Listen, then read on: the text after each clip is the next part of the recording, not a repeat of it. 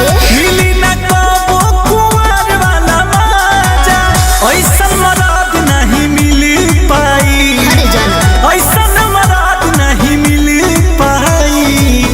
सुनो हमके दुल्हन बना लो ना तो दोसर लेके जाई, ई जवानिया के मजा कोनो दोसर उठाई। हमरा पीछे पड़ल बाड़े हमर जीजा जी के भाई, हमके दुल्हन बना लो ना तो दोसर लेके जाई।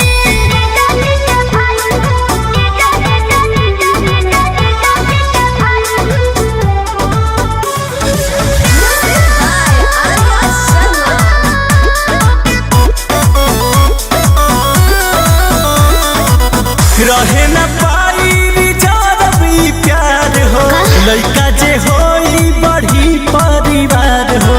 हम का करे गौवा घरवा के लोगवा सब ताना मारे हो, पापा जी के हेड तो हम ही बानी भारे हो। जिंदगी भकरब तोहर भर पाई, जिंदगी भकरब तोहर भर पाई। तो सुन लो हमके दुल्हन बना लो ना तो दोसर लेके जाई, ई जवानिया के मजा कोनो दोसर उठाई। हमरा पीछे पड़ल बाड़े हमर जीजा जी के भाई, हमके दुल्हन बना लो ना तो दोसर लेके जाई।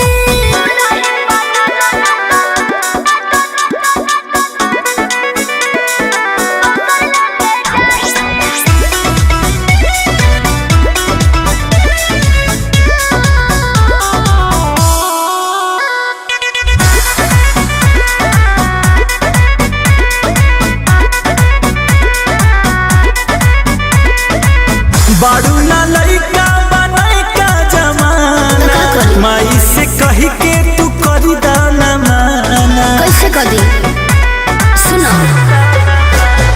अतना दिन तोहरा संगे रहनी मजा से, बात चलत बा शादी के बस अंकुश राजा से।